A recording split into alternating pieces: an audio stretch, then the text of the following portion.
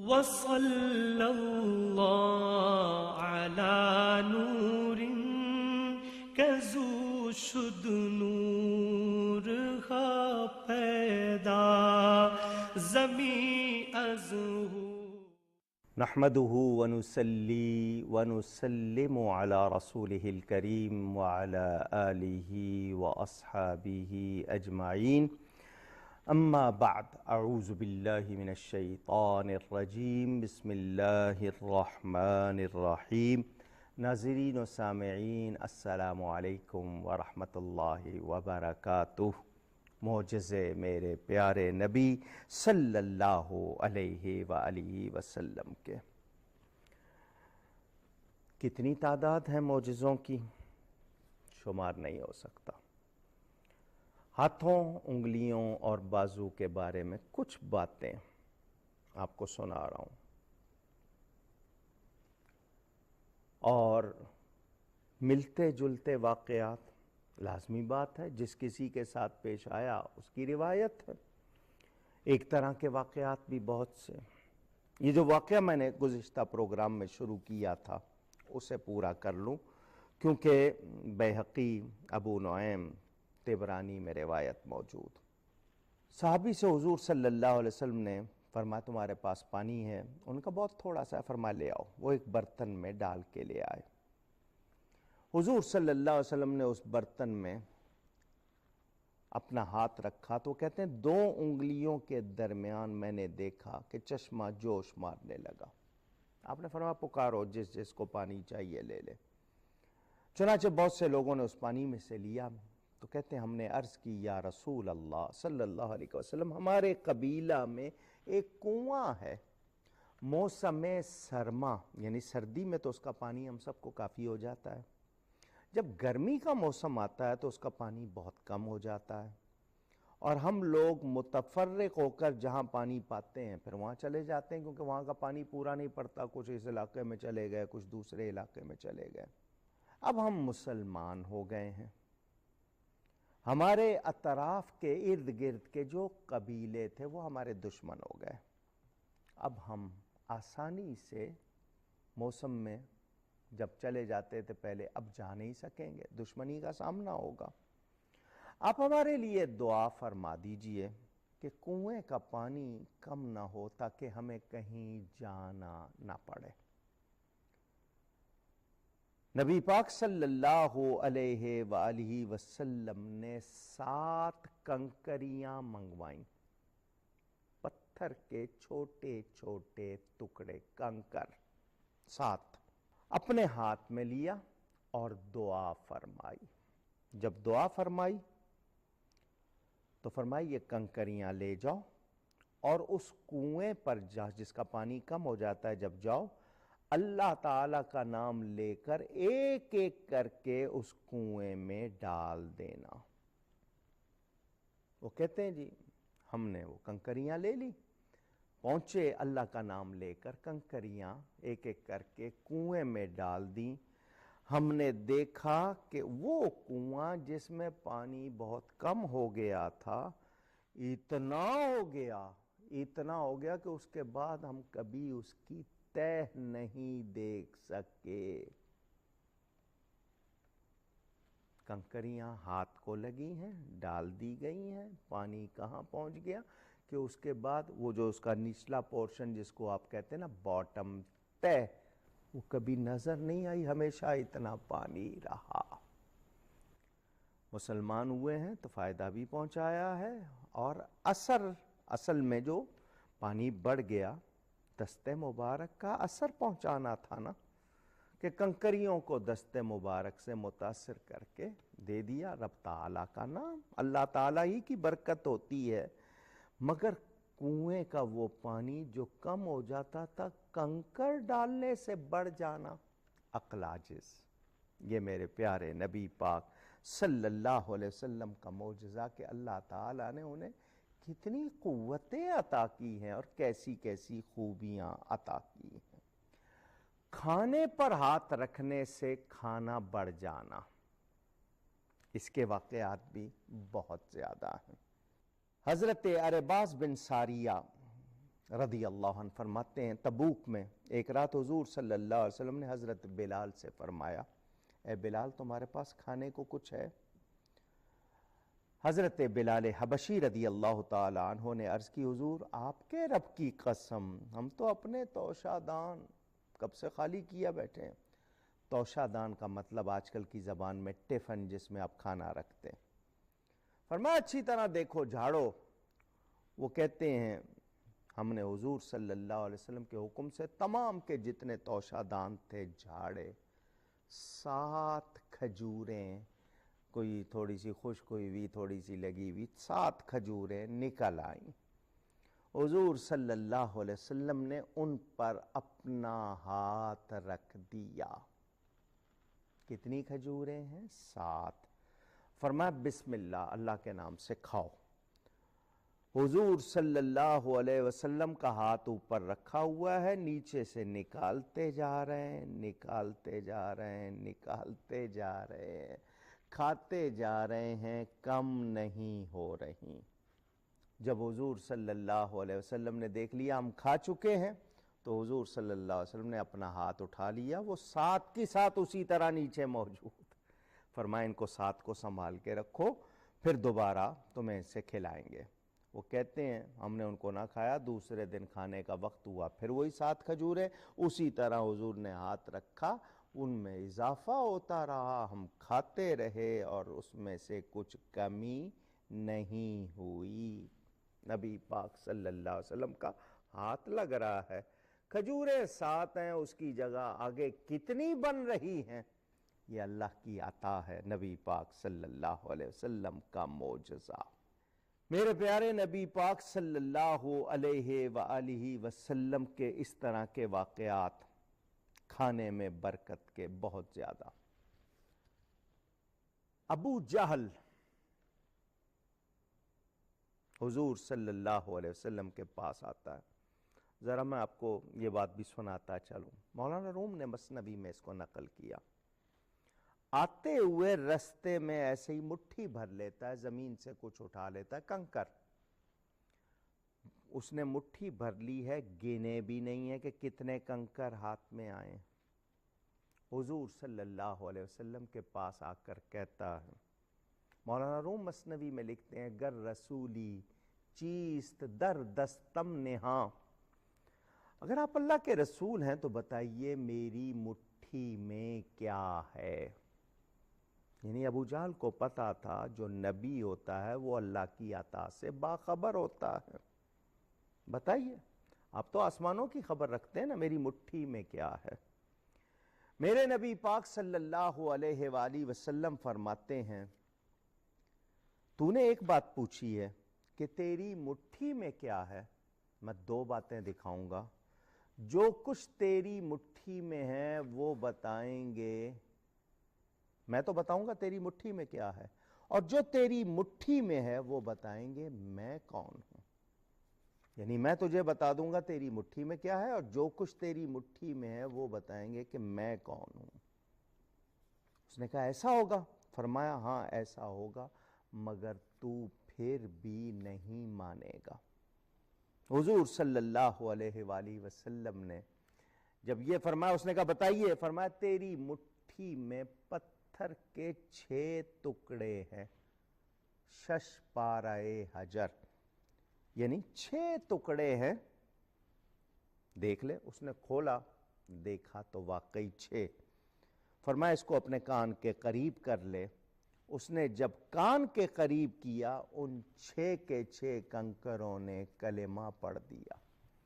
حضور نے فرمایا نا وہ بتائیں گے کہ میں کون ہوں، ان 6 کے 6 نے کلمہ پڑھا۔ یہ ابو جہل ہے، اس کا بیٹا اکرمہ، میں نے اس کی بات سنانی ہے۔ اتنا کچھ دیکھ لیا اس نے مگر پھر بھی یہ مانا نہیں، ایمان نہیں لایا، اس کے نصیب میں نہیں تھا۔ حضور صلی اللہ علیہ وآلہ وسلم اس کے بیٹے سے فرماتے ہیں ایمان لے آؤ۔ یہ ابو جہل کا بیٹا، ابو جہل کا نام عمر بن ہشام، اپنے آپ کو ابو الحکم کہلاتا تھا، دانائی والا۔ حضور صلی اللہ علیہ وسلم نے فرمایا دانائی والا نہیں ہے، جہالت والا ہے۔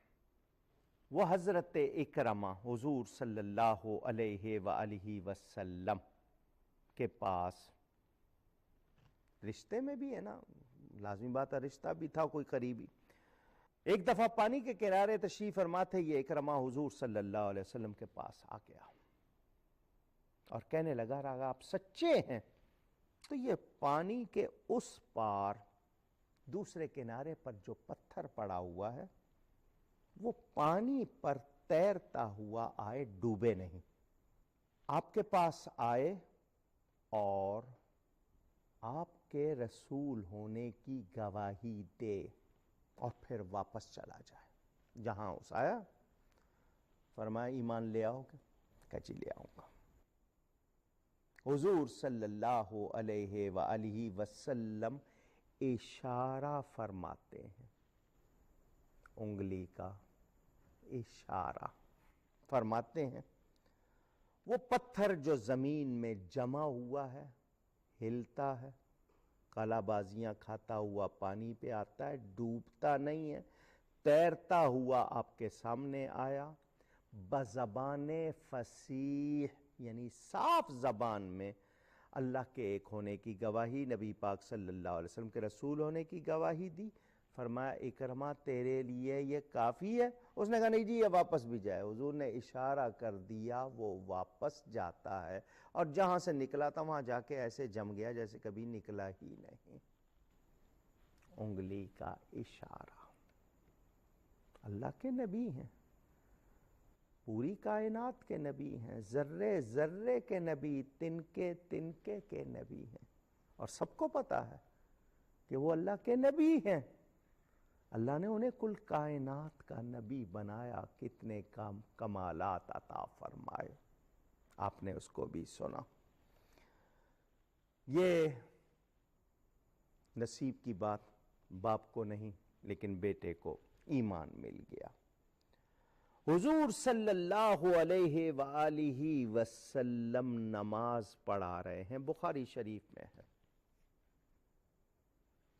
نماز پڑھاتے ہوئے اپنا قدم مبارک آگے بڑھا کر یوں ہاتھ کرتے ہیں جیسے کچھ لے رہے ہیں، کچھ لینا چاہتے ہیں، پھر قدم پیچھے کر لیتے ہیں اور نماز پوری ہو جاتی ہے۔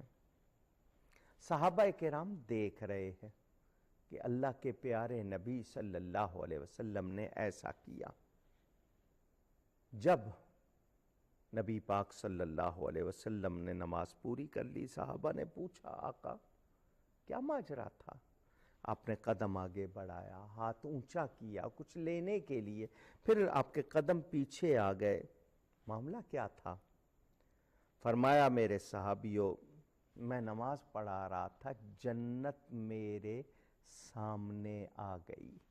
زمین سے جنت کا فاصلہ کوئی 8000 سال چلے تو وہاں پہنچے، ساتوں آسمانوں کے اوپر۔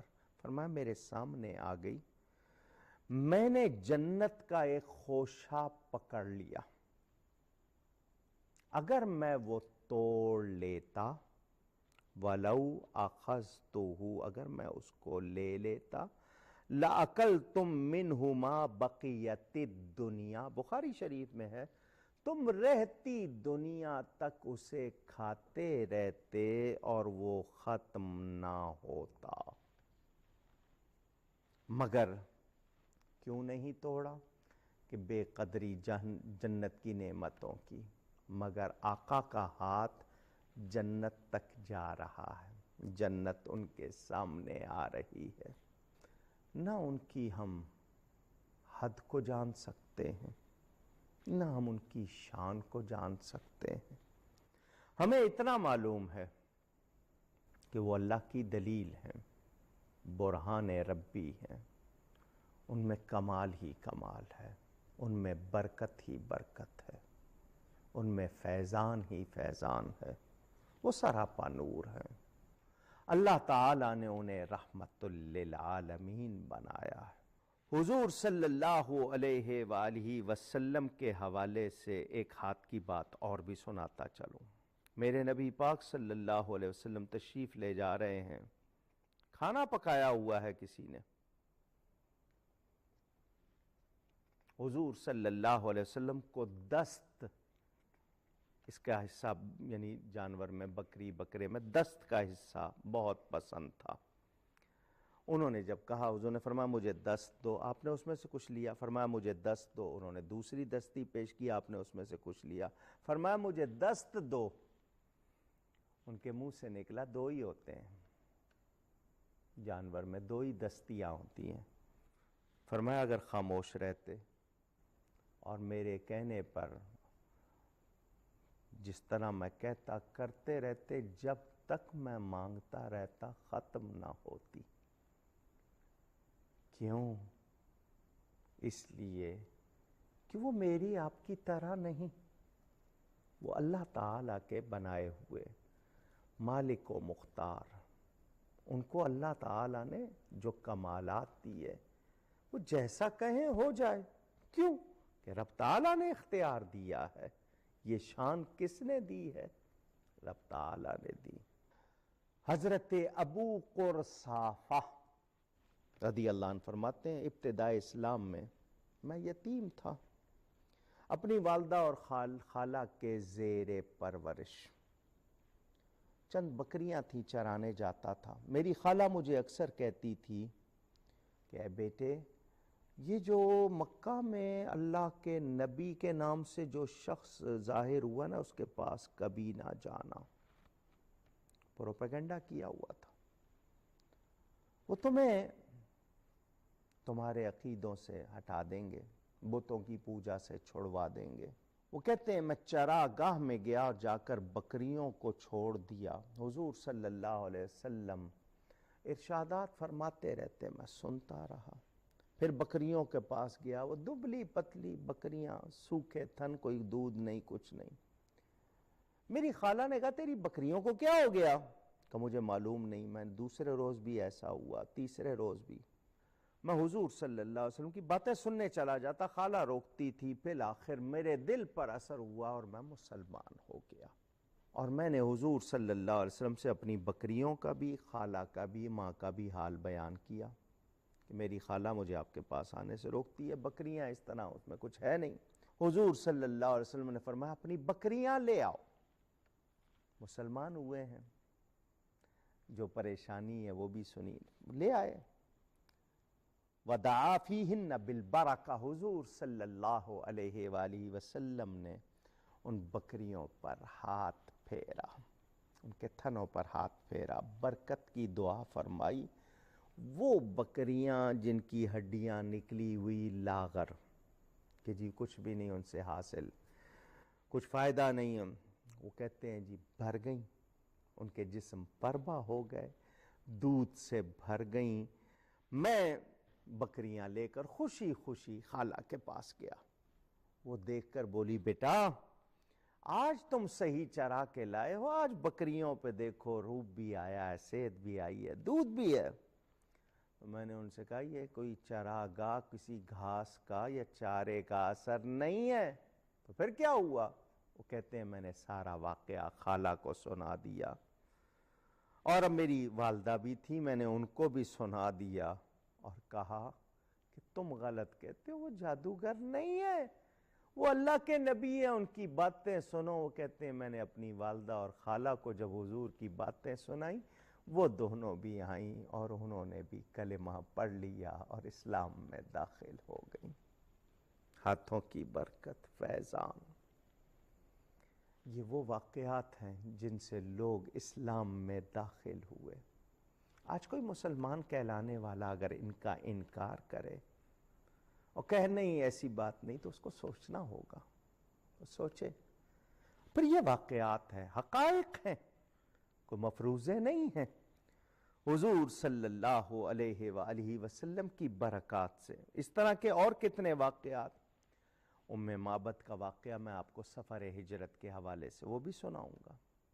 حضور صلی اللہ علیہ وسلم کسی سواری پر ہاتھ پھیر دیتے، نہیں، آپ جس سواری پر سوار ہوتے ہیں وہ جانور، اونٹ و بکریوں کبھی بوڑھا ہی نہیں ہوتا، اس کی قوت کبھی ختم ہی نہیں ہوتی. واقعات موجود، دیکھا دنیا نے. نبی پاک صلی اللہ علیہ وسلم کے معجزات۔ حضور صلی اللہ علیہ وآلہ وسلم کے پاس اس طرح کے کئی لوگ، حضرت قتادہ بن نعمان، ایک جنگ میں ان کی آنکھ کا ڈھیلا باہر نکل آیا، فرمایا صبر کر لو، تمہارے لیے جنت، اور اگر چاہو تو لوٹا دوں۔ انہوں نے کہا جی جنت بھی لینی ہے، اور میری ایک عورت ہے جس کو میں محبوب رکھتا ہوں، وہ مجھے پسند نہیں کرے گی کہ اگر میری ایک آنکھ نہیں ہوگی تو، اور جنت بھی لینی ہے، آنکھ بھی لوٹا دیں۔ صحابہ کا ناز دیکھیے، حضور صلی اللہ علیہ وسلم نے وہ آنکھ کا ڈھیلا دوبارہ اسی جگہ رکھ دیا، ہاتھ پھیر دیا، ایسے جیسے کبھی خرابی نہیں ہوئی تھی، دوسری آنکھ سے زیادہ روشنی، برکتیں ہی برکتیں۔ بیان جاری ہے ان کے معجزات کا۔ گفتگو میں کوئی غلطی ہو گئی ہو، اللہ کی بارگاہ میں توبہ کرتا ہوں۔ آئندہ نشست میں ملاقات ہوگی۔ والسلام علیکم ورحمۃ اللہ وبرکاتہ۔ وصلی اللہ